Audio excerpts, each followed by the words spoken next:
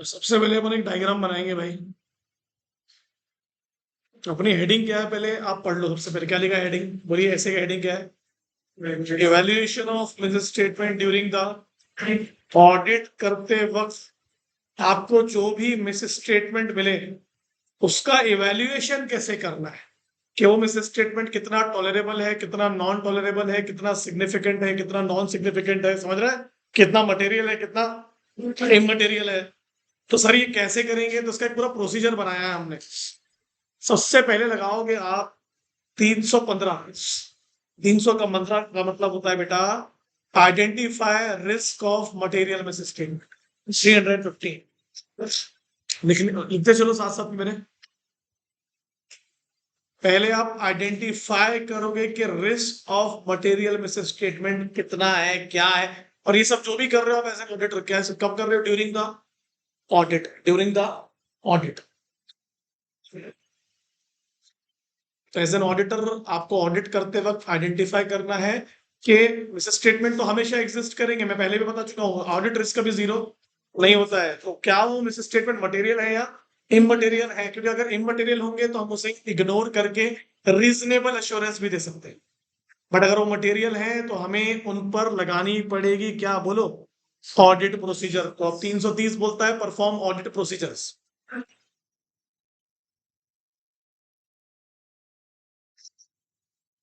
330 कहता है अगर 315 में तेरे को मटेरियल मिस स्टेटमेंट मिल गया तो 330 कहता है अब उस पर ऑडिट प्रोसीजर लगाना। अगर तेरे को लगा कि जहां पर फाइनेंशियल स्टेटमेंट बनाए जा रहे हैं, क्योंकि ड्यूरिंग द ऑडिट है ना, बुक्स ऑफ अकाउंट्स जहां रखी जा रही हैं वहां कंट्रोल बहुत वीक है, तो तू इंक्वायरी कर, इंस्पेक्शन कर। समझ में आ रहा है? इंक्वायरी इंस्पेक्शन क्या है? ऑडिट प्रोसीजर ही तो है, और क्या है? 450 क्या कहता है? अगर तू आइडेंटिफाई कर चुका है कि इज देयर एनी रिस्क और नॉट, रिस्क मिल गया तो तूने क्या किया, क्या लगाया? अब तू उस मिस स्टेटमेंट को इवेल्युएट कर रहा है 450 के हिसाब से, क्या वो मटेरियल है या नहीं है। सुनना मेरे बच्चों, इवेल्युएशन होगा 450 के हिसाब से, ओके। और वो मटेरियलिटी डिसाइड होगी 320 के हिसाब से। चार ऐसे कवर होते हैं। मटेरियलिटी जैसे बोलता हूं तो क्या जहन में आता है? सर वो एक नंबर होता है ना, हमेशा एक नंबर होता है जहां से हम चेक करते हैं स्टैंडर्ड। स्टैंडर्ड परफॉर्मेंस स्टैंडर्ड, उसके नीचे और उसके ऊपर। मैंने पढ़ाया आप लोग ये चीज। इवेल्युएट करेंगे मिस स्टेटमेंट को, क्या वो मटेरियल है या नहीं है। और इवेल्युएशन जो होगा उसकी मटेरियलिटी का वो किसके हिसाब से होगा? 320। किसके हिसाब से? अरे बोलो बेटा। और अगर मुझे वो मटेरियल लग गया, मुझे उसमें गलतियां दिख गई, मिस स्टेटमेंट बहुत इंपॉर्टेंट निकल गया, तो फिर मैं अपनी रिपोर्ट को मॉडिफाई करूंगा 705 के साथ। Modification of audit report. कभी कभी ऐसा होता है, कुछ ऐसे स्टेटमेंट होते हैं, सुनना पूरी बात, मिस स्टेटमेंट होते हैं जो शायद ऑडिट के लिए इतने इंपॉर्टेंट, यूजर्स के लिए इंपॉर्टेंट है, तो उसको EOM, what is EOM? Emphasis of other matter डालकर शेयर कर। तो उससे आप अपने ओपिनियन को तो चेंज नहीं करते हो, बट आप डेफिनेटली ऑडिट रिपोर्ट के सेक्शन में ऐड कर डालते हो। तो अपन फटाफट 5 ऐसे कवर हो गए। अगर मिस स्टेटमेंट नहीं मिला तो फिर तो 701 ही होगा, नॉर्मल ऑडिट रिपोर्ट बनेगी। और अगर मिस स्टेटमेंट मिल गया तो फिर ऑडिट रिपोर्ट में क्या आएंगे? मॉडिफिकेशन क्या आएंगे? एक्स्ट्रा सेक्शन ऐड किए जाएंगे। सुनते चलना मैं क्या बोल रहा हूँ। तो सर मिस स्टेटमेंट मिलेगा कि नहीं मिलेगा? 100% मिलेगा, ऐसा तो हो नहीं सकता। तो सर फिर मिस स्टेटमेंट तो होगा ना, मगर उसके बाद ये चेक करना पड़ता है ना कि वो कितना मटेरियल है या इमटेरियल है। कि अगर इमटेरियल है तो रीजनेबल एश्योरेंस देके आगे बढ़ जाएंगे। तो अगर हम इसको शुरुआत से देखें तो किसी भी कंपनी में या एंटिटी में ऑडिट करने के लिए 15 क्या बोलता है? 315 क्या करो? The audit risk of multiple to no, जो किस वजह से क्रिएट होता है? फ्रॉड और एरर्स। पढ़ा चुका है। फिर 330 क्या बोलता है? अब मिल गया तो परफॉर्म कर क्या ना परफॉर्म। अगर मुझे बताओ, अगर तुमको मटेरियल मिसस्टेटमेंट ढूंढना है तो वो एम ही मिल जाएगा कि आपको ऑडिट प्रोसेस लगानी पड़ेगी? 320 बोल रहा है ऑडिट प्रोसेस परफॉर्म कर ढूंढने के लिए। अब मिल गया तो उस मिस स्टेटमेंट को क्या कर? इवैल्यूएशन है कि वो कितना मटेरियल है और कितना इमटेरियल है। मटेरियलिटी किसके हिसाब से चेक होगी? 320। और अगर वो मटेरियल निकल गया और मिस स्टेटमेंट भी है तो 705 में मॉडिफिकेशन ऑडिट रिपोर्ट करना है। ठीक है, यहां तक लिखे क्या? यहां तक समझ रहा है क्या बोल रहा हूं मैं? अब आ जाओ यहां पर, इधर देखो मैंने पूरे सेक्शन बनाया। मिस स्टेटमेंट मतलब क्या? मिस स्टेटमेंट दो प्रकार के होंगे बच्चों। एक होता है इंटेंशनल, जो फ्रॉड जानबूझ के, याद रख, सोफिस्टिकेटेड तरीके से मिलकर कुछ ऐसी तकनीक यूज करना कि लोग ढूंढ ही नहीं पा रहे, इंटेंशनली। इंटेंशनल फ्रॉड, तो फ्रॉड को ढूंढने के लिए, फ्रॉड वाले इंटेंशन ढूंढने के लिए कौन सा ऐसे 240 ठीक है। अगर अनइंटेंशनल है, सर अनजाने में भी तो गलती हो सकती है, कोई दिक्कत नहीं, 450 लगाएंगे। सर अनजाने की गलती को माफ कर देगा, नहीं, उसकी मटेरियलिटी चेक करनी पड़ेगी। अनजाने में जो गलती होती है वो बड़ी भी तो हो सकती है। ठीक है, वेरी गुड। अब इस स्टेटमेंट में आ जाओ। बिजनेस स्टेटमेंट क्या हो सकता है? सर सिंपल है, जो जैसा आपको बुक्स ऑफ अकाउंट्स बनाने थे, जैसा फाइनेंशियल स्टेटमेंट तैयार करना था, अगर आप उससे भटक गए, क्या लिखा है? What is FRF? आपने डिस्क्लोजर छुपा लिए, आपने पीएनएल में गड़बड़ की, आपने बैलेंस शीट में आइटम्स में गड़बड़ की, वैल्यूएशन में, एस्टिमेशंस में, तो मुझे ये देखना होगा, सुनना पूरी बात, मुझे ये देखना होगा कि जो मिस स्टेटमेंट है वो एफआरएफ से कितना भटका हुआ है। अगर उतना भटका हुआ है जितना एक्सेप्टेबल है तो आगे बढ़ेंगे और रीजनेबल एश्योरेंस दे देंगे। और अगर कुछ ज्यादा ही भटका हुआ है तो फिर हमको डेफिनेटली उस पर ऑडिट प्रोसीजर लगानी पड़ेगी, 100% लगानी पड़ेगी। बेटा मैंने यहाँ पर सब कर दिया हूँ। ABCD क्या होता है आप देख लो। सबसे पहले क्या होता है, ध्यान देना, ABCD का फुल फॉर्म पढ़ो, क्या लिखा है पहले। सर कौन कौन सी चीजें हैं जिसको भटकना, जो भटक सकती है? पहला क्या है? ए में पढ़ो, क्या लिखा है? अमाउंट में क्या क्या है? वैल्यूएशन है, प्रोविजन है, लाइक CSR का अमाउंट हम लोग पढ़ चुके हैं हजारों बार। एक बार में कितना करना है, साल भर में कितना करना है, ओवरऑल कितना करना है, बच गया तो अगले साल ट्रांसफर कर देना है, ये सब पढ़ा चुका हूं मैं तुमको। दूसरा P में क्या है? प्रेजेंटेशन। बेटा प्रेजेंटेशन मतलब डिस्क्लोजर शेड्यूल 3। मैं एग्जांपल देता हूं, क्या बैलेंस शीट बनाने का अपना एक तरीका है? क्या पीएनएल बनाने का अपना एक तरीका है? तो वो तरीका सबके लिए सेम है कि सबके लिए अलग अलग है? पहले सेम है, शेड्यूल 3 के हिसाब से। कैसा कर रहा है प्रणव, ज्यादा पढ़ाई हुई? सही है। और क्लासिफिकेशन में तुम मेरे को बताओगे क्लासिफिकेशन क्या लिखो मैंने? एनसीए का फुल फॉर्म बोलो, और सीए का, और एफए का। तो आप पढ़ते हो ना भी एक चैप्टर जहां पर सब क्लासिफिकेशन दिखते हैं आप लोगों को। कौन से चैप्टर पढ़ते हो? फाइनेंशियल स्टेटमेंट पढ़ते हो कि कैश फ्लो पढ़ते हो? क्या में दिखता है? Financial statement. और डिस्क्लोजर का मतलब क्या होगा मेरे बच्चे? एएस के हिसाब से, जैसे example RPT AS 18, related party transaction, pending litigation, भाई डिस्क्लोज तो कर, बराबर है कि नहीं? तो ये चार चीजें ढूंढनी है। अगर ये चार चीजों में गलती दिखी तो फिर चेक करना है वो गलती कितनी मटेरियल है और कितनी इमटेरियल है। अगर गलती उतनी मटेरियल नहीं है, मतलब डेविएशन एक्सेप्टेबल है, इतना तो कोई भी एंटिटी भटक सकती है। सर अब 10-5 रुपए के लिए थोड़ी ना अपने क्लाइंट की बैंड बजाऊंगा। जो कंपनी 1000 करोड़ के लिए 1000 करोड़ का टर्नओवर कर रही है उसके लिए सर 1 लाख इमटेरियल है, छोड़ दो ना। तो बोलता है डेविएशन एक्सेप्टेबल भी होते हैं। तो क्या लिखा उसमें? सबसे पहले क्या होगा, मैं क्या चेक करूंगा? APCD required as per FRF और APCD एक्चुअली रिपोर्टेड। मैं कितना चाहिए था अमाउंट, प्रेजेंटेशन, क्लासिफिकेशन, और एक्चुअली में कितना रिपोर्ट कर रहा हूं। मैं एग्जांपल चलो, जो चाहिए था अगर वैसा नहीं मिला तो रिपोर्ट हो जाएगी मॉडिफाइड। प्रेजेंटेशन किसके हिसाब से चाहिए?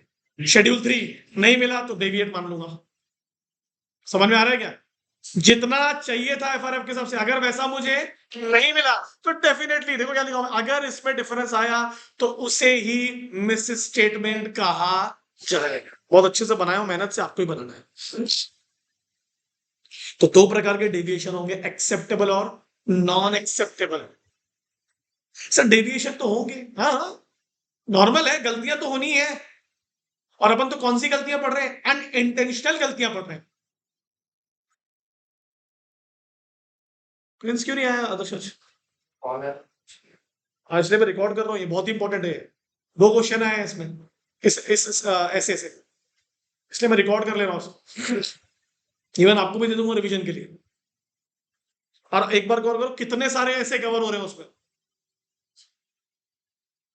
जब तू ऑडिट करने जाएगा तो सबसे पहले 315 लगाएगा, रिस्क ऑफ मटेरियल स्टेटमेंट। पढ़ेगी नहीं पढ़े आप लोगों ने? और ऑडिट रिस्क को कभी जीरो, रीजन क्या? Inherent limitations. पढ़ेगी नहीं पढ़े?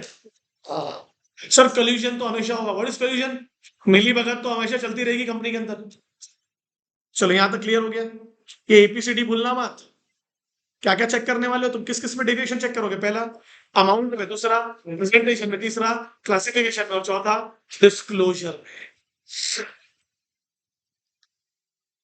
सर कोई केस चल रहा है मेरे पर, पेंडिंग है, उसका आउटकम मेरी कंपनी के फ्यूचर को डिसाइड करेगा, तो डिस्क्लोज करना भाई, डिस्क्लोज कर।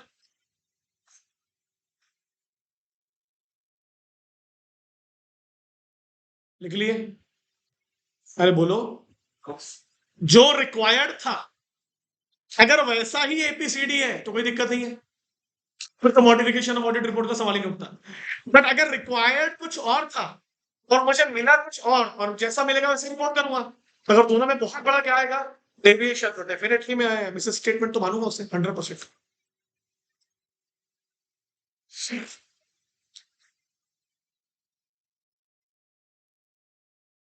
जैसे वैल्यूएशन होता है, क्या होता है valuation? Inventory valuation, assets valuation, revaluation of assets.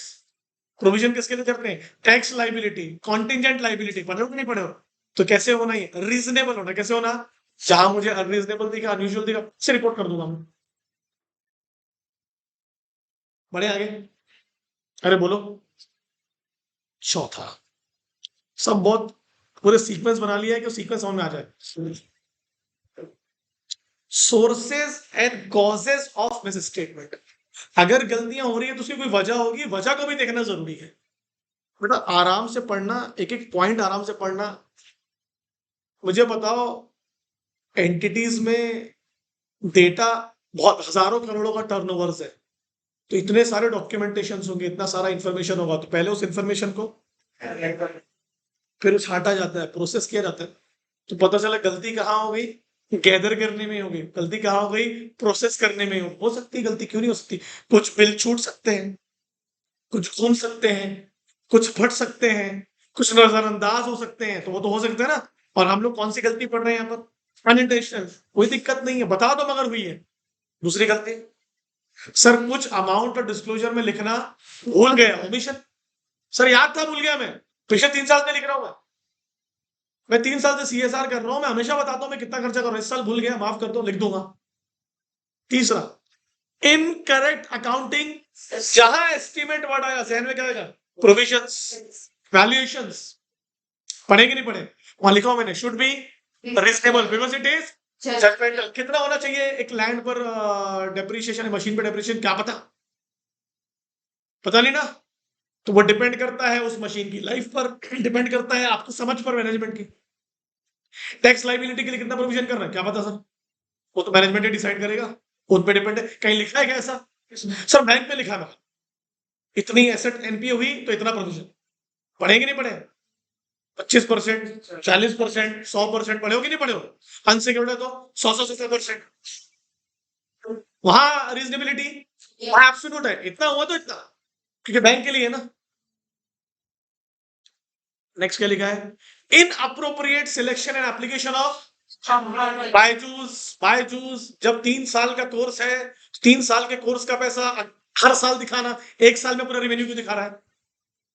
Cash basis और अक्रूवल बेसिस, कैश बेसिस और अक्रूवल बेसिस। मैंने एप्लीकेशन में लिख भी दिया कौन कौन सी चीजें हैं जो गलत हो सकती है, जैसे कि वैल्यू, इन्वेंटरी की कितनी मेथड्स है, कौन सी वाली बिल्कुल यूज नहीं करनी चाहिए, क्यों कर रहा है भाई, जरूरत ही नहीं। एंड डेप्रिसिएशन, एसएलएफ, कौन सी वाली बेटर है सर? डिपेंड करता है हम किस प्रकार के एसेट को डेप्रिसिएशन में यूज करें। बताइए, मैं एग्जांपल ये बैंक टैक्स को काम में करूंगा, टेक्नोलॉजी को काम में करना चाहिए, तो ये आया ना आंसर, यही तो आंसर चाहिए था। 10 लाख पे 10% का डिप्रिसिएशन है ना। सुनना पूरी बात, किसी ने बोला ये टेक्नोलॉजी की वैल्यू गिरेगी हर साल, तो अब मैंने बोला गिरती हुई वैल्यू पे डिप्रिसिएशन लगाओ, तो अब अगले 1 लाख से गिर गई तो अब 9 लाख पे 10% का हुआ, फिर एक और 8 लाख पे 10%। कौन सी मेथड है? ऐसे याद रखो, फिर यहां पर और लिख दिया मैंने रेवेन्यू रिकग्निशन AS9 बराबर है कि नहीं बराबर है। AS9 में क्या लिखा मैंने कैश बेसिस या अक्रूवल बेसिस। छोटा मोटा अमाउंट है तो कैश बेसिस पे दिखा, जब मिलेगा तब दिखाना। बड़ा अमाउंट है तो एक्रूअल बेसिस पे दिखा। सर वाइस वर्सा भी हो सकता है, हाँ हो सकता है। हम तो वही बोल रहे हैं, तेरी कंपनी के लिए क्या बेटर है वो बता। सही है। तो कौन कौन सी गड़बड़ियां मौजूद हो सकती हैं एक बार याद कर लो फटाफट। पहले क्या लिखा है सर, इंफॉर्मेशन गैदर करने में ही गड़बड़ हो गई। समझ में आ रहा है, डेटा प्रोसेस करने में गड़बड़ हो गई। फिर कुछ अमाउंट डिस्क्लोजर्स को मैंने ओमिट कर दिया, कुछ एस्टिमेशंस मैंने गलत ले लिया, अपनी अकाउंटिंग पॉलिसी को गलत तरीके से सिलेक्ट। गलती हो सकती है ना भाई, बिजनेसमैन के पास में हर चीज का अकल थोड़ी ना होती है। हाँ, हर बिजनेसमैन थोड़ी ना चार्टर्ड अकाउंटेंट हायर करता है बैठ के, या इन्वेस्टमेंट्स हायर करता है, या MBAs हायर करता है। चलो यहां तक क्लियर हुआ। एक बार बोल लो, incorrect gathering and processing of data, omission of amount and disclosure, incorrect accounting, and it should be reasonable because it is judgmental, inappropriate selection of applicable, बोलो application of accounting policy।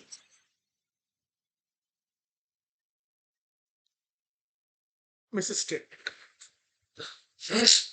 बोलो भाई साहब, दो प्रकार के होते हैं, बोलो पढ़ो। ट्रिवियल, ट्रिवियल मतलब इग्नोरेबल। अरे ठीक है, इतना तो कोई भी एंटिटी गलत कर सकती है, इतना तो चलता है। हम भी पेपर चेक करते हैं तो क्या बोलते हैं, इतनी तो गलती चलती है, ये नहीं चलती है। एग्जाम्पल देता हूं मैं, सर मैं कंक्लूजन लिखना भूल गया, नहीं कटेंगे मार्क्स। मैं क्वेश्चन नंबर लिखना भूल गया, पूरे कटेंगे मार्क्स। तो जो कंक्लूजन था वो क्या था, ट्रिवियल था। ठीक है रे, अच्छा तो लिखा है। समझ में आ रहा है ना क्या बोल रहा हूँ। That is very important. तो आप मिस स्टेटमेंट को दो पार्ट में डिवाइड करोगे। मैंने लिख भी दिया ट्रिवियल की मैंने क्या लिखा हो, लेस इंपॉर्टेंट है, गलत है, इतना इंपॉर्टेंट नहीं, क्या करूंगा उसको देख के। एग्जाम्पल ले लेता हूँ, छोटा सा उदाहरण देता हूँ आप लोगों को मैं कि क्या लेस इंपॉर्टेंट चीज होती है। मिसलिनियस खर्चे होते हैं कंपनी, हर एक कंपनी में होते हैं। अब उसमें 0.5%, 0.3%, 0.7% से बढ़ोतरी हो रही है हर साल। अब होगी ना, बिजनेस बढ़ेगा तो इतना लोड नहीं लेना, इंपॉर्टेंट नहीं है वो, हटा उसको समझ। उधर देख, रेवेन्यू रिकग्निशन मेथड देख उनकी, डेप्रिसिएशन देख, एसेट्स का वैल्यूएशन चेक कर। समझ में आ रहा है, वो कैश बेसिस चेक कर, वो कैश इन हैंड देख उनका, कैश एट बैंक, वो इंपॉर्टेंट चीज है। आरडीडी देख, आरडीडी बैंक ऑडिट कर रहा तो आरडीडी देख कितना रिजर्व फॉर मिस स्टेटमेंट में भी मटेरियल। बोलो बेटा, इंडिविजुअली एक इंडिविजुअल मिस स्टेटमेंट का नाम होता है जो बाकी मिस ट्रांजेक्शंस को अफेक्ट नहीं करेगा। ऐसे एक मिस स्टेटमेंट का नाम बनेंगे जो इंडिविजुअली ही गलत होगा और इंडिविजुअली ही इंपॉर्टेंट है, वो बाकियों पर डिपेंड नहीं है। बोलिए, जैसे आरडीडी डिपेंड है किस पर है, बिल रिसीवेबल्स, सेल्स, और सेल्स आपके सेल्स डिपेंड है किस पे, cash in hand, cash at bank purchase है कि नहीं है। तो ऐसे कोई आप बोल दो ना, कैसे कुछ इंश्योरेंस का खर्चा, लैंड का हो सकता है ना, क्या दिक्कत है उसमें, लैंड भी तो हो सकता है, क्या इशू है। इमटेरियल एसेट्स दिखा रहे हो आप हर साल 10 करोड़ 20 करोड़, तो वो भी इंडिविजुअल हो सकता है। एग्रीगेटिव का मतलब क्या होगा, अगर पीएनएल में मिस स्टेटमेंट आया तो उसका इफेक्ट कहाँ दिखेगा, बैलेंस शीट में भी दिखेगा और डिस्क्लोजर में भी दिखेगा। CSR हो सकता है इंडिविजुअल, हाँ सर डिस्क्लोजर में डायरेक्ट चेक कर लेंगे उसको, उसका पीएनएल पे फर्क पड़ेगा CSR का, हाँ नहीं, हाँ कैसे खर्चे ज्यादा दिखेंगे, मिसलेनियस में डाल दी उसके खर्चों को। नेक्स्ट, मैंने यहाँ पर एग्जांपल भी पढ़ा दिए, शायद आपको पढ़ाया भी था, आपको याद भी है। एक बार आप लोग एग्रीगेट का मतलब क्लियर हो गया क्या पक्का। एक अकाउंट में अगर कोई गलती हुई तो वो गलती दूसरे अकाउंट के ट्रांजेक्शन को अफेक्ट करेगी। अगर सेल्स गलत है तो क्या क्या गलत मिलेगा, परचेज भी गलत दिखेगी, cash in hand, cash at bank, bill receivable, सब कुछ गलत दिखने वाला। सही है। वैल्यूएशन ऑफ इन्वेंट्री गलत है तो प्रॉफिट, सब कुछ फर्क है। बोलो भाई साहब, क्या लिखो मैंने, 1 लाख का मटेरियलिटी है, 1 लाख से ऊपर चेक करूंगा, 1 लाख से नीचे चेक नहीं करूंगा। सुनना पूरी बात, मैंने लिखा हिंदी में लिख दिया हूं, 1 लाख बिल है, उसके ऊपर के बिल चेक करेंगे तो क्या लगा दिया मैंने 320। सर ऐसा क्यों किया आपने, क्योंकि कंपनी के 90% ट्रांजेक्शन 1 लाख के ऊपर के, तो जहां अमाउंट ज्यादा है वहां गलतियां ढूंढू ना मैं। इसका मतलब कंपनियों के जो बिल होते हैं वो बिल का अमाउंट, मतलब बिल का अमाउंट ज्यादा क्या होता है 1 लाख, और उससे मतलब वहां गड़बड़ होगी। सर कुछ बिल तो 50,000 के भी बनाती है कंपनी, आती होगी, कोई दिक्कत नहीं है। ध्यान देना, मैं कुछ बोल रहा हूँ, चेक करते करते individually I started from 1 lakh, check करते करते कुछ बिल 50,000 के मिले और एक ही व्यक्ति के नाम के मिले, और पता चला वो 10% का जो सेल्स है बची हुई, वो एक ही व्यक्ति ने सामान खरीदा है। ऐसे कैसे हो सकता है? पता चला कोई आरपीटी वाला है। कौन है आरपीटी? क्रेडिट पर पैसे मांग रहे नहीं है, 2 साल 3 साल हो गए, इसके बिल पड़े हुए हैं। सुनना, तो अब चालू किया था मैंने इंडिविजुअली 1 लाख के अमाउंट से, अब धीरे धीरे एग्रीगेटिवली कहा जा रहा हूँ 50,000। आप समझ लो ना, तो क्या लिखा मैंने? बोलो जल्दी से, मटेरियलिटी का अमाउंट क्या था? परफॉर्मेंस मटेरियलिटी कहां से स्टार्ट हुई? 50 है, दैट इज एग्रीगेटिव। और दोनों को मिलाएंगे तो क्या बोलेंगे? Overall materiality. कि ओवरऑल हर जगह की गड़बड़ है इनका सामान। अब जो 50 में गड़बड़ है तो एक में तो होगी, और एक में तो एक के ऊपर तो वो नहीं होना चांस ही था। सही है कि नहीं सही है? ये बहुत इंपॉर्टेंट डायग्राम आपके। सही है, बोलो। जब पेपर चेक करते करते हमको किसी पेपर में गड़बड़ दिखती है ना, तो जो पेपर चेक हो चुके हैं ना उसको भी दोबारा लिखा, उसका भी दिखा, इसने भी तो वैसा नहीं लिखा। तो जो इग्नोर कर चुके थे, अगर उस रेंज में गलतियां मिलना चालू हो गई तो फिर वो इग्नोर करने वाले को भी वापस रिकंसिडर करना। और ओएम का फुल फॉर्म क्या होता है? Overall material. Overall material. मैंने यहां लिख भी दिया, देखो 1000 डेटर है, उसमें से जो 200 डेटर थे वो 10% सेल्स कवर कर रहे थे। 10% बहुत होती है, तो मैं चेक करूंगा ये 200 लोग है कौन। अब डेटर है मतलब पैसा, और 10% कंपनी की सेल्स का बहुत बड़ा पोर्शन होता है। अगर कंपनी 1000 करोड़ का माल बेच रही है तो कितने करोड़ की बात हो रही है? 100 करोड़ के। 100 crore is huge amount for a company which is selling the product of 1000 crore. सही है? यहाँ अभी लिखे नहीं ना, अभी पढ़ लेते हैं पहले, देन यू राइट। आ रहा है, धीरे धीरे घुस रहा है। छठवा, और रियल एक्सप्लेनेशन। आपने मिसेस स्टेटमेंट को चालू किया था इंडिविजुअली से, पहुंच गया एग्रीगेट, इकट्ठा कर लिया। आपने बोला मिसेस स्टेटमेंट मैंने ढूंढा और वो मटेरियल है। अब मेरे बच्चों जल्दी से सेकंड लाइन जोर से पढ़ना, क्या लिखा है? Determine need to revise audit plan and strategy as per 300। जो मैंने प्लान और स्ट्रेटजी लेके ऑडिट करना चालू किया था ना, वो तो बहुत ही नॉर्मल है। ये कंपनी में तो बहुत गड़बड़ है, मुझे अपने प्लान्स को दोबारा से रिवाइज करना होगा, चेंज करना होगा। मुझे थोड़ी अपनी एक्सपीरियंस टीम लेके आना पड़ेगा। मैं तो नए नए बच्चे लेके आ गया और कंपनी तो खतरनाक निकली। प्लान फ्लेक्सिबल होना चाहिए कि नॉन फ्लेक्सिबल? फ्लेक्सिबल होना, स्ट्रैटेजी फ्लेक्सिबल होना। प्लान स्ट्रेटेजी ना बहुत सिनोनिम्स जैसी होती है। मैं एग्जांपल देता हूँ, इंडिया का मैच है पाकिस्तान से, तो इंडिया पाकिस्तान को हराने के लिए प्लान तो बनाएगा, एक स्ट्रेटेजी तो बनाएगा। एक स्ट्रेटेजी बनेगी ग्राउंड के बाहर, एक बनेगी ग्राउंड के अंदर। और जो ग्राउंड के बाहर स्ट्रेटेजी बनी कि पाकिस्तान को कैसे हराना है, ये तो कॉमन स्ट्रेटेजी, ये तो एक में हमारा। ग्राउंड के अंदर जो स्ट्रेटेजी होगी वो समय समय पर चेंज होती रहेगी ना। वैसे ऑडिट करते करते आपको भी अपनी ऑडिट स्ट्रेटेजी को चेंज करना होगा। यार मैंने सोचा था कि अपना काम तो मैनेजमेंट से भी हो जाता है, टीसीडब्ल्यूजी बड़ा आदमी उससे पूछताछ करे। यहाँ तो जितनी गड़बड़ दिख रही है, लगता है टीसीडब्ल्यूजी से भी 260 में कम्युनिकेशन करना पड़ेगा कि भाई साहब मुझे तुमसे भी बात। तो आपने अपने प्लान को क्या किया यहाँ पर? रिवाइज। मतलब प्लान बनता है 300 से, रिविजन हो गया यहाँ पर। पूरी 300 की सीरीज आ रही है यहाँ पर। बोलो बेटा, जल्दी से आंसर दो। अगर तुम अपनी ऑडिट स्ट्रेटेजी को चेंज करोगे, तो चेंज करने से पहले जिनके ऑडिट कर रहे हो उनको बताओगे ना, सर वो मेरी टीम में जो 15 लोग थे ना, मैं भगा रहा हूँ उनको और एक्सपीरियंस वालों को लेके आ रहा हूँ। तो टीसीडब्ल्यू क्या बनेगा? Please communicate with us. क्या लिखा? देखो, communicate to management and ask to.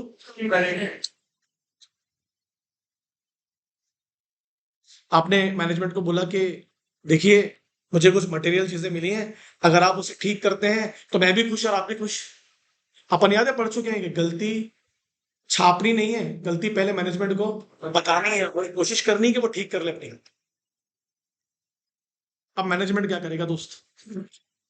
बोलो मेरे बच्चों, अगर मैनेजमेंट उस गलती को बहुत बढ़िया, तो ऑडिटर क्या बोलेगा? कोई दिक्कत नहीं है, बट फिर भी भरोसा नहीं है तुम पे। तो अब मैं क्या परफॉर्म करूंगा? फर्दर ऑडिट पूछताछ करूंगा साले में जाके तुमसे। फिर भी तुम पे बुरा, मैंने याद है आपको पढ़ा चुका हूं कि इंटरनल एविडेंस पे भरोसा नहीं करना। ठीक है, क्यों कर रहा हूं मैं फर्दर और ऑडिट प्रोसीजर? बोलो, मैंने अंडरलाइन किया to ensure there are no further more. मैं जब अपने बेटे को बोलता हूँ ना कि बेटा ऊपर आप अपना बैग जमा के आइए, कॉपी किताब बहुत ज्यादा बिखरी हुई है, तो एक बार आके मैं भी चेक करता हूँ किया है कि नहीं किया। पहले मैं रूम में आया तो रूम में आके देखा कि बहुत सारी गड़बड़ियां हैं, मैंने उसको कम्युनिकेट किया कि गड़बड़ी ठीक करो। गड़बड़ी ठीक किया, फिर भी मैंने उसको पूरा भरोसा नहीं, क्योंकि पता है ना कि वो रोज करता है ऐसी गड़बड़ी। फिर आके मैंने उसको चेक किया, तो ऑडिटर क्या बोल रहा है, भाई अगर मैनेजमेंट इतना ही अच्छा होता तो नहीं करता ना गड़बड़, बट क्योंकि मैनेजमेंट अंदर का ही आदमी है, तो क्यों ना मैं भी फर्दर ऑडिट प्रोसीजर्स। और ये पढ़ो बेटा, ये काम का तुम्हारे क्या लिखा है, अगर मेरे बताने पर भी इन्होंने मटेरियलिटी को ठीक, मटेरियल स्टेटमेंट मिस स्टेटमेंट को ठीक नहीं, बोलो क्या लिखा है। पहले तो ये देखूंगा मैं, evaluate whether uncorrected misstatement are material और नॉट, क्या जो चीजें उन्होंने ठीक नहीं की क्या वो मटेरियल है या ये मटेरियल है। वेरी गुड, आगे पढ़ो क्या लिखा है। What is S and N, बताया था बीच में। मटेरियलिटी का सबसे पहला क्या होता है, स्टैंडर्ड, स्टैंडर्ड सेट होगा पहले कि क्या मटेरियल है और क्या मटेरियल नहीं है। फिर क्या देखेंगे, effect of uncorrected MM of, क्या होता है प्रायर पीरियड, पुराने जो मिस स्टेटमेंट है, मैं एग्जांपल देता हूँ, वो पढ़ा गया अपने अकाउंट्स में किसी सब्जेक्ट में कि एज एन, नहीं वो नहीं पढ़ा होगा, कंपेरेटिव इन्फॉर्मेशन नहीं पढ़ा। मान लो 2023 में कोई एमएम मिला था, फुल फॉर्म बोलो, और उस वक्त ऑडिटर था एक्स, और उसने अपनी ऑडिट रिपोर्ट में इसका कोई जिक्र नहीं किया। 2024 में कोई नया ऑडिटर आया, उसको सेम आइटम पे एमएम मिला, उसने बोला कि इसको लेके ये ऐसा एमएम पहले मिला था क्या, अगर पहले मिला था तो पुराने ऑडिटर पे उसको कोई एक्शन लिया या वो चीजें बोल रहा है वो। पहले क्या लिखा है, इफेक्ट ऑफ ऑफ, अगर वो गलती, सुना, अगर वो गलती छोटी थी तो उसका इफेक्ट आज भी नहीं पड़ेगा, बट अगर वो गलती बड़ी थी और पुराने ऑडिटर ने उसको बिल्कुल एड्रेस नहीं, तो आज क्या इम्पैक्ट पड़ेगा आपको बता। अपन ने वो पढ़े डिविडेंड वाला चैप्टर, डिविडेंड वाले चैप्टर में अपन ने वो पढ़े कि जब इनसफिशिएंसी ऑफ प्रॉफिट होता है तो अपन क्या करते हैं बताओ, 3 साल का, फिर पेड अप से पैसा निकालते हैं, फ्री रिजर्व से पैसा निकालते हैं, फ्री रिजर्व से, है ना, और फिर बांट देते हैं, पहले लॉस को सेट ऑफ करते हैं फिर चढ़ गए। वही कह रहा है वो कि अगर आपने, ध्यान देना, अगर आपने पैसा ज्यादा निकाल लिया और उस पैसे को बांटा नहीं, अगर कोई ऐसा एमएम था कौन से पीरियड का, तो क्या उसका इम्पैक्ट करंट पीरियड में भी चालू है या नहीं है, बोल पढ़ो क्या लिखा है, इफ अनकरेक्टेड स्टेटमेंट और material still not by management. साला मैं इनको बता के थक गया कि लास्ट 2 साल की आपकी जो गलती है वो करेक्ट करो, उन्होंने अभी भी करेक्ट। आगे बढ़ो, कम्युनिकेट इफेक्ट ऑफ, बोलो communicate effect of uncorrected statement with, आपने एक चीज गौर किया, पहले हमने इनको बताया, हायरार्की में जा रहे हैं हम लोग, जब इन्होंने भी करेक्ट नहीं किया तो किससे बात किया, बड़े लोग, और रिक्वेस्ट किया क्या, आप तो ठीक कर दो, आप तो ठीक कर दो कम से कम। आगे पढ़ो, बोलो भाई, still not corrected, obtain WR, what is WR, अपन मैं क्या बोल रहा हूँ देखना, मैं टी-शर्ट बोल रहा हूँ, आप भी ठीक नहीं करोगे, लिख के लो, लिख के ले लूंगा ना उनसे, WR ले लूंगा 580 के हिसाब से, WR मतलब that misstatement are immaterial, consider implication in, आप मेरे को ये लिख के दो कि misstatement उतना मटेरियल नहीं है, मैं ऑडिट रिपोर्ट में उसका जिक्र, आप लिख के दे दो, अगर आपको लगता है उसको ठीक करना जरूरी, इम्प्लीकेशन मतलब इफेक्ट, और उसका इफेक्ट ऑडिट रिपोर्ट में नहीं पड़ेगा। तो अब कितने प्रोसीजर हो गई, कितने पॉइंट्स हो गए, 8 पॉइंट्स हो गए अगर गौर से पढ़ेंगे अपन। अब मुझे सही से बताना, प्रायर पीरियड में कुछ मिस स्टेटमेंट अगर कंटिन्यू है और उसका इम्पैक्ट करंट पीरियड पे भी पड़ रहा है तो उसे ठीक करना चाहिए कि नहीं करना चाहिए। बायजूस के साथ क्या हुआ था, प्रायर पीरियड का मिस स्टेटमेंट करंट ईयर में पड़ रहा था, क्या था वो प्रायर पीरियड का मिस स्टेटमेंट, आपने क्यों एक्रूअल बेसिस पे लिया, आपको तो क्या पे लेना चाहिए था, और उसका इम्पैक्ट आगे बढ़ रहा है। बेटा जल्दी से बताना क्या इम्पैक्ट पड़ रहा था, जबरदस्ती लॉसेस कम दिखते थे, और रेवेन्यू, जैसे ही रेवेन्यू रिकग्निशन मेथड को हमने चेंज किया, लॉस क्या हो गया। तो पहले तो आपने बायजूस के मैनेजमेंट से रिक्वेस्ट की होगी, sir please change your revenue recognition method. 3 साल के कोर्स का रेवेन्यू 1 साल में नहीं दिखाया जा सकता। दूसरी बात, बायजूस के खर्चे हमेशा ज्यादा रहे, तो उन्होंने अपने खर्चों को कम दिखाने के लिए अपने 3-3, 4-4 साल के रेवेन्यू 1 साल में दिखाना चाहता। वो 3 साल 4 साल का कोर्स बेचता है ना, तो उसका पैसा भी वो फाइनेंस बेसिस पे लेता, तो पैसा जब मिलेगा तब दिखा भाई, पहले से क्यों दिखा रहा है। उसने क्या दलील दिया था मालूम क्या? सर मैंने कोर्स तो इस साल बेच दिया ना, तो सेल्स तो हो गई ना कोर्स की, तो फिर क्यों ना मैं पैसा भी इस साल का ही दिखाऊं। तो उसको क्या बोला डेलॉट ने, जब तक पैसा हाथ में आएगा नहीं दिखाने का। तो डेलॉट ने ये बात पहले किसको बोला हो? मैनेजमेंट को, कि सर वो आप चेंज करो अपनी रेवेन्यू रिकग्निशन पॉलिसी। मेरे को लग रहा है उसका इम्पैक्ट करंट ईयर में भी दिखेगा जबरदस्ती आपका रेवेन्यू, और यूजर्स के लिए अच्छा नहीं है सर। उन्होंने नहीं माना तो डेलॉट ने रिजाइन किया और जाते जाते बोला कि मैं मॉडिफिकेशन कर रहा हूँ अपने ऑडिट रिपोर्ट। ठीक है, अरे बोलो। तो मैं चाहता हूँ पूरा लिख लेना। आपको पक्का एग्रीगेटिव समझा? इंडिविजुअल मटेरियल मिस स्टेटमेंट अगर उसका इंपैक्ट बहुत सारी जगह पर है तो वो एक एग्रीगेशन में माना जाए। ठीक है, एग्जांपल दो एक और छोटा सा। रेंट, रेंट में गड़बड़ है, उसका बैलेंस शीट में कोई फर्क पड़ेगा क्या डिस्क्लोजर में? तो इंडिविजुअल मटेरियल मिस स्टेटमेंट होगा, रेंट एग्रीमेंट। चलो कहां तक पहुंचे थे आप लोग? फोर्थ वाले में कहा है? फोर्थ ये लो, मैं बोलते भी जाता हूँ साथ साथ। आरडीटी इंडिविजुअल में एग्रीगेशन, इंडिविजुअल में स्टेटमेंट लगाएगा या एग्रीगेशन में? क्या गड़बड़ होगी? वेरी गुड यार, बहुत अच्छा है।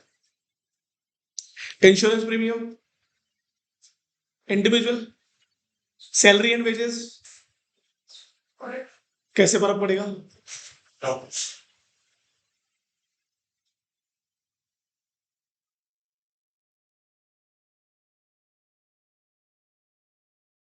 पूरा लिखना भाई, पूरा लिखना, बहुत मेहनत से लिखा है, पूरा लिखना।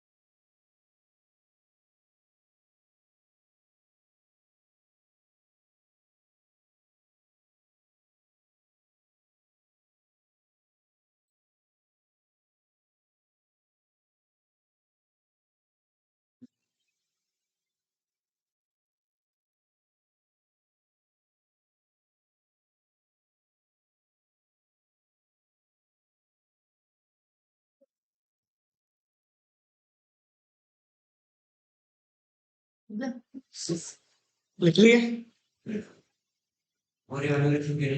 मुझे एक बात बताओ, अगर डेटा डेटा इकट्ठा करने में दिक्कत हो सकती है कि नहीं? हजारों लाखों करोड़ों के डेटा होते हैं, सब दिक्कत तो कहीं भी हो सकती है, ऑफलाइन भी हो सकती है, ऑनलाइन भी हो सकती है, कोई इश्यूज नहीं है।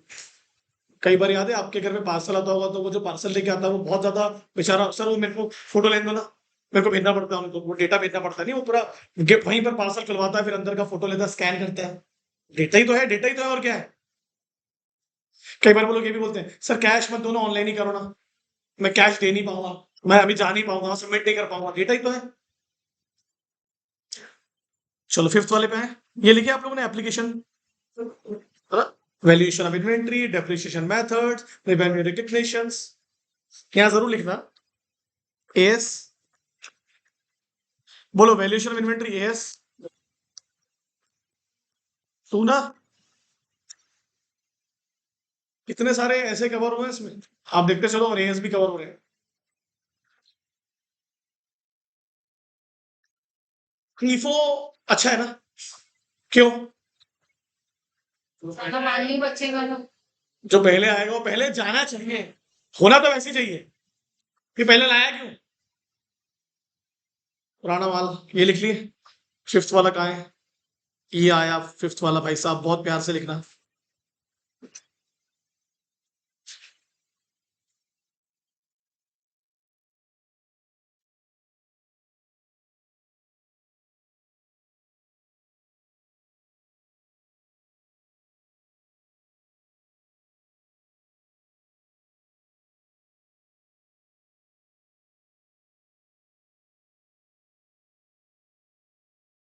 कभी कभी ऐसा होता है ना शार्क टैंक में, कि सेल्स भी बढ़ रही है, टर्नओवर भी बढ़ रहा है, बट हाथ में कुछ पैसा नहीं बचता हूँ। तो उनसे पूछते हैं वो क्या है, बोले सर परफॉर्मेंस मार्केटिंग है, हम लोग मार्केटिंग में बहुत खर्चा कर रहे हैं। तो वो डरते हैं ना, अरे भाई फिर हम पैसे कैसे बनाएंगे तुम्हारे साथ। They are increasing their sales, but performance marketing का मतलब क्या होता है? फ्री में बांटना, सैंपल्स बांटना, फलाना धमकाना। हाँ, ये इन्फ्लुएंसर हायर करना लाखों करोड़ों के। Trivial, TRIVIAL, trivial, very less important, ignored चीजें, जिसे नजरअंदाज किया जा सकता है।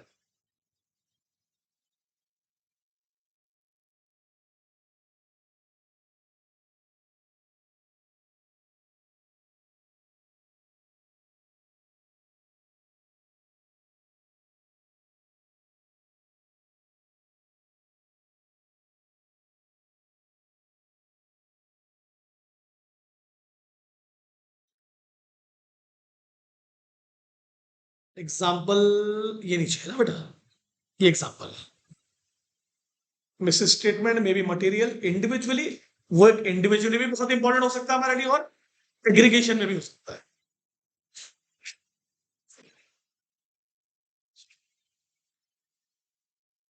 बताओ 1 लाख क्या है हमारे लिए? स्टैंडर्ड। स्टैंडर्ड 50,000 क्या है? Non standard. और चालू कहां से की हमने? नॉन स्टैंडर्ड से। फिर तो आपकी परफॉर्मेंस मॉडलिटी कहीं और, वो एसेट एंड का फॉर्म बता रहा हूँ। ऐसे स्टैंडर्ड एंड नॉन स्टैंडर्ड है। ये जरूर लिखना बेटा, PM लिखना। सबसे पहले आपने यहाँ क्या डिसाइड किया? मटेरियलिटी। फिर 50,000 क्या हुआ? Performance materiality. फिर पूरा कवर करना, और नीचे क्या लेना? OM। What is OM? Overall materiality. Overall सभी इंपॉर्टेंट लग रहा है।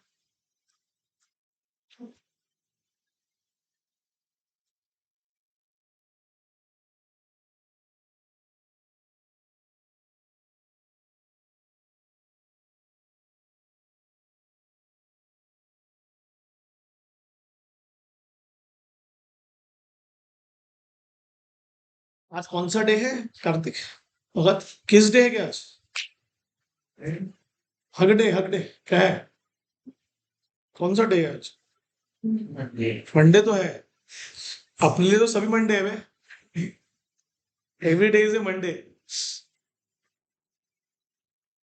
कार्तिक भगत, तेरे पे तो थीसिस लिखूंगा मैं, थीसिस।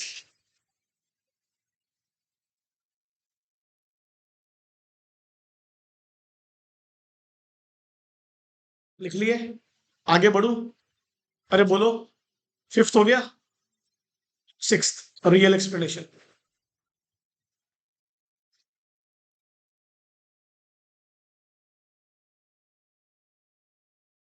आज क्या है? अच्छा, आज टेडी डे। ओके। तो टेडी गिफ्ट करते हैं। ये किसने डिसाइड किया था मगर कि आज टेडी देंगे? हाँ? कौन लोग हैं ये सब भाई, खर्चे मतलब? हाँ, यहाँ लिखा है 7 फरवरी, रोज डे। रोज दो। फिर 8 को प्रपोज दो। फिर 9 को चॉकलेट दो। फिर टेडी दो। फिर उनको प्रॉमिस करो। फिर उन हक दो। फिर किस डे। और ये छिछोरा वीक है बेसिकली। 6 दिन में चुम्मा चाटी पे आ गया है ना? बहुत छिछोरी हो गई ना, तो 6 दिन में आ गया। और फिर उसके बाद क्या 14 को? चट, चट मिलना, चट चुम्मा चाटी, चट विवाह। और अगले साल फिर किसी और के साथ। खैर, रियल एक्सप्लेनेशन पे ध्यान दे भाई। मिस स्टेटमेंट इकट्ठा किया मैंने। फिर मैंने सोचा क्यों ना अपनी प्लान स्ट्रेटेजी को रिवाइज करूं 300 के हिसाब से, और वो कम्युनिकेट भी कर दूं किसको? मैनेजमेंट को। देख भाई, मैं अपना प्लान चेंज कर रहा हूँ, तू गलती सुधार रहा है कि नहीं सुधार रहा है? मैनेजमेंट क्या बोलेगा? ओके या नहीं? है ना, हाँ या नहीं बोलेगा ना? अगर मैनेजमेंट मान जाता है तो फिर अपन क्या लगाएंगे? Further audit. प्रोसीजर अपने आप को इंश्योर करने के लिए, और नहीं माना तो क्या होगा फिर, इवेल्युएट करूंगा कि कितना इंपॉर्टेंट है, स्टैंडर्ड नॉन स्टैंडर्ड उसका इफेक्ट चेक करूंगा, प्रायर पीरियड का इफेक्ट करंट पीरियड पे पड़ रहा है क्या, फ्यूचर पीरियड पे पड़ेगा क्या, और आखिरी में फिर अपनी ऑडिट रिपोर्ट में चेंजेस लाओ। यहां तक लिखे?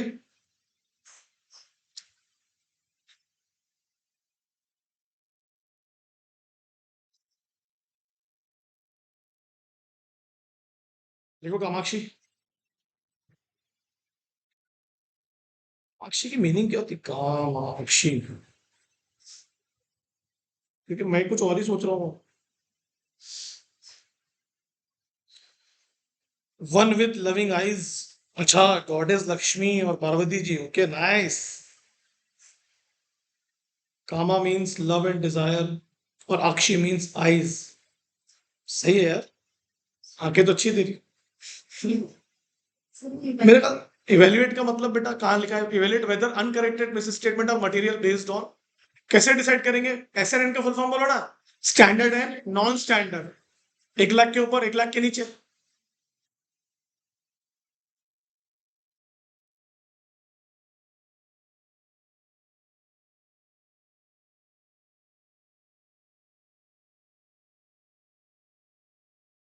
नीति का मतलब क्या होता है, प्लानिंग, स्ट्रेटेजी।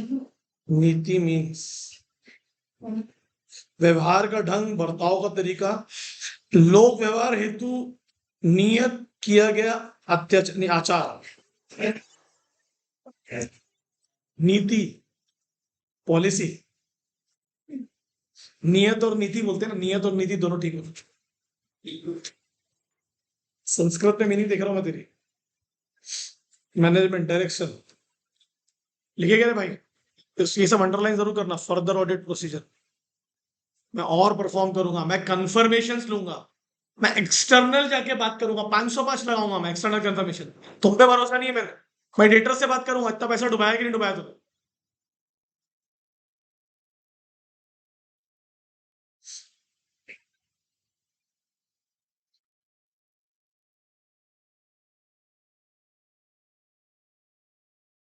के नाम तो या तो गॉड्स के नाम पर है क्लास में, मेरे को ऐसा लग रहा है एकदम भारी क्लास पढ़ा रहा हूँ मैं।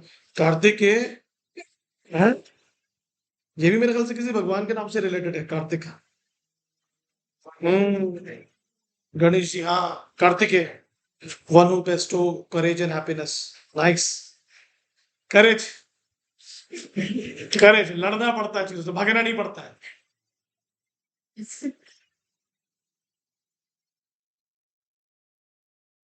जो लोगों को इनकरेज करे, तो मेरे को डिमोटिवेट करता है, डिस्करेज करता है तो मेरे को, कि पढ़ेगा नीचे लिखेगा। जो गलतियां पिछले सालों से सुधारी नहीं गई हैं, उसका इम्पैक्ट अगर आज पढ़ने वाला है तो उसे भी मटेरियल माना जाए, 100%।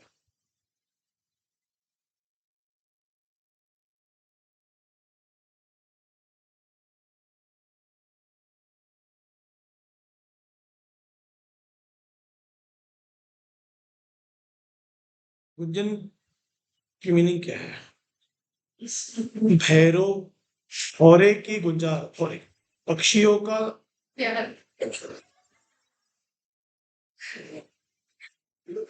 मतलब, राशि राशि फल, गुंजन का मतलब है मधुमक्खी की गूंज, बेटा वो तो इरिटेट करती है थोड़ी।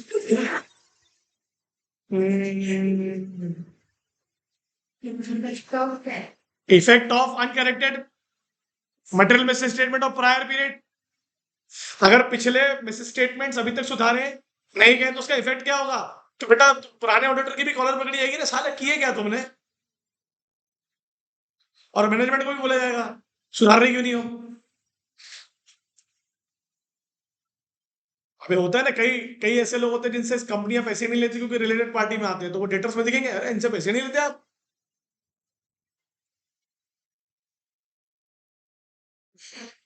वीर का तो सिंपल नाम है बहुत, रजा का देखते हैं। रजा मतलब तो कंसेंट होती है, रजामंद, होप, उम्मीद, नाइस यार। पल्लवी, पल्लवी भी मेरे ख्याल से गॉडेस के नाम से एक से पल्लवी का मतलब है flower bud in Sanskrit. Growth, beauty, new beginning, नई शुरुआत कर। अब छोड़ कार्तिक और नीति को। नई शुरुआत। निधि का क्या पैसा होता है ना, मतलब निधि का फंड्स। निधि मीन्स ट्रेजर, खजाना। खजाना है। ये वीडियो यूट्यूब पे जाएगा ना, तुम्हें बस काफी अच्छी इसकी बातें थी, बट खैर से। नेक्स्ट क्या लिखे? ये बराबर चल रहे हैं ना सीक्वेंस। पहले किसको बताते हैं अपन अनकरेक्टेड स्टेटमेंट? मैनेजमेंट को। वो भी नहीं सुनता, नहीं करेक्ट करता तो टीसीडब्ल्यूजी को, और उसने भी नहीं सुना तो फिर क्या बोलेंगे? तू नहीं, लिख के दे, नहीं लिख के दे, डब्ल्यू आर कर रिप्रेजेंटेशन। तूने नहीं, तू मानता है कि ये इतना इंपॉर्टेंट नहीं है, मगर ये बात मैं ऑडिट रिपोर्ट में ऐड कर दूंगा सेक्शन ऐड करके, कि भाई ये नहीं मान रहे, तुम मान लो यूजर्स को बोल के, और लिख के दे कि ये इमटेरियल है और उसका कोई इंपैक्ट ऑडिट रिपोर्ट में नहीं पड़ेगा। तो लिख के दे, मैं लिख दूंगा। अपनी अकाउंटेबिलिटी खत्म करूँ ना मैं एज ऑडिटर। डब्ल्यू आर का मतलब क्या है? 580। Getting the point? आ रहा है क्या? हाँ प्रणा भाई। सृष्टि मतलब तो दुनिया ना। दुनिया बीमार हो जाती है, दुनिया के पैर टूट जाते हैं यार, क्या हो रहा है? सर्दी हो गई दुनिया को। सृष्टि नाम बड़े, मेरे को आज एहसास हो रहा है कि बहुत ही पारिवारिक और सांस्कृतिक नाम वाली क्लास है ये। सृष्टि मतलब creation. Creation, universe, entire world. ये लिखे।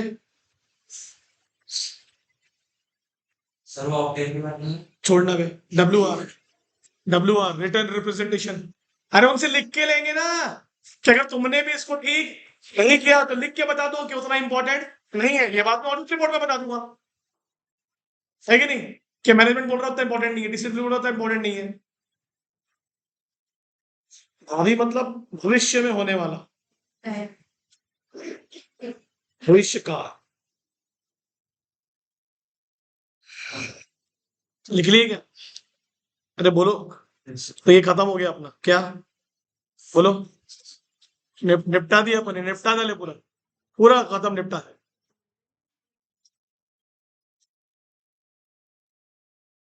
ठीक है। अरे बोलो।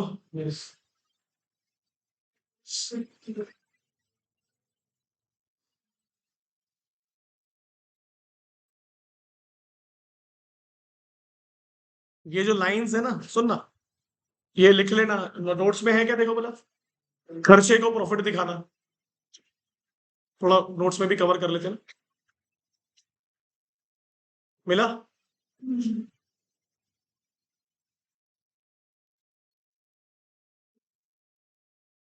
वो मशीनरी का रिपेयर एक्सपेंस था, आपने क्या दिखा दिया उसको? प्रॉफिट कैपिटलाइज करके प्रॉफिट में शो कर दिया। तो गलत है ना ये तो। बोला हमारा पैसा है, बोले हमारा ओवर स्टेट कर दिया प्रॉफिट को, ओवर स्टेटमेंट। लिखे? ये देखो, ये लाइन जरूर लिखना, पढ़ो पहले, पहले लाइन पढ़ो। Inaccurate data affects the preparation of financial statement. जो बना रहा है तो उसको बुक्स ऑफ अकाउंट्स और वो इनवॉइसेस चाहिए ना। तो तुमने अगर उसको सही तरीके से कलेक्ट नहीं किया तो स्टेटमेंट सही बनेगा क्या? सर मेरे पास जब डेटा ही इनएक्यूरेट आया तो मैं तो बनाने वाला बेचारा वही करूंगा जो डेटा के हिसाब से हो। On any omission to disclose leads to. लिख लो, लिख लो, वही लिखना बाजू में। अगर डेटा ही गलत तरीके से इनएक्यूरेटली इकट्ठा किया गया है, प्रोसेस किया गया है, तो फाइनेंशियल स्टेटमेंट तो 3 पेज का बन रहा है ना, तो वो तो गलत ही बनेगा। मैं डेटा मतलब क्या? Invoices, bills, journals, ledgers, books of accounts, वो सब समझा? Books and papers. क्या हो गया नीति? क्या हो गया नीति? अब थोड़ा सा आंखों में देख के लग रहा है नीति प्यार और में तो नहीं पड़ गई। पढ़ाई के, पढ़ाई के, पढ़ाई के, पढ़ाई के बोल रहा हूँ। हाँ भगत।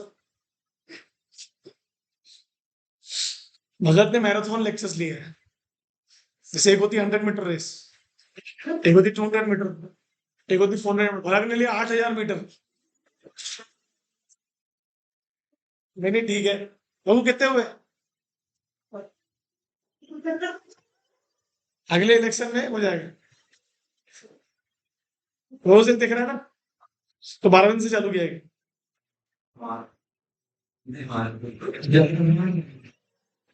जनवरी में स्टार्ट किया था। जनवरी फरवरी।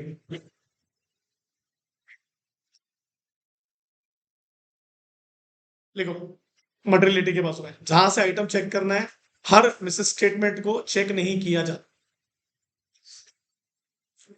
सही है कि नहीं बेटा? क्यों चेक करेंगे हमारे मिस्टेक? कुछ मटेरियल है, कुछ इमटेरियल है। तो कुछ स्टैंडर्डाइज होते हैं, कुछ नॉन स्टैंडर्डाइज होते हैं ना। जहां से आइटम को चेक करना है, हर मिस स्टेटमेंट को चेक नहीं किया जाता। आपको तो ये भी पता है ना, यहाँ पर 530 आएगा क्या ऑडिट सैम्पलिंग? अरे सैम्पलिंग लगाएंगे ना, पूरा कैसे चेक करेंगे? 1 लाख के ऊपर के पूरे बिल चेक करेंगे क्या? नहीं नहीं, 1 लाख के ऊपर के बिल चेक करूंगा, उसमें भी देखूंगा कितने उठाना है। लिखे? अरे बोलो। ये देखो यहाँ लिखा हूं मैंने, इसको सिर्फ पढ़ लो। 1 लाख के 500 बिल है, और 50,000 के, और 1,000 के।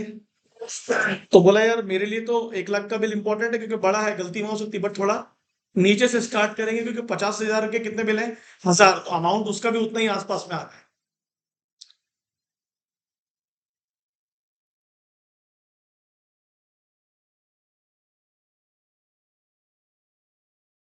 ठीक है। ये आप हिंदी में याद रखें। अगर मैं कोई चीज मैनेजमेंट से पूछता हूँ, बेटा प्लीज ध्यान, और मैनेजमेंट को लॉ ने बोला है कि किसी को भी बताना। फॉर एग्जाम्पल बैंक की कुछ इन्फॉर्मेशन होती है जो हर बार हर चीज डिस्क्लोज नहीं की जाती, क्योंकि उसमें कस्टमर्स भी है। तो अगर लॉ ने कोई चीज बताने मना किया है, तो वो एक्सक्यूज आप ले सकते हो एज ए मैनेजमेंट, कि लॉ ने बोला, मैं नहीं बताऊँ। मैं क्या बताऊँ? ठीक है। क्या बोल रही है? आगे बढ़ू? ठीक है, ये तो आ जाएगा आपको, ये देख, यहाँ दिक्कत नहीं होगी। मैं जहां जहां मुझे लगा कि लिखाना है, मैंने लिखा के निपटा दिया। खत्म हो गया है ऐसे है। और एकदम एकदम समान लोगे इस पे क्वेश्चन, आएगा ही आएगा, आएगा ही आएगा। बिल्कुल 4-5 स्टार डाल लो, ऐसे मान के चलोगे आएगा। बहुत मेहनत मोहब्बत से पढ़ना। ठीक है, चलो डन।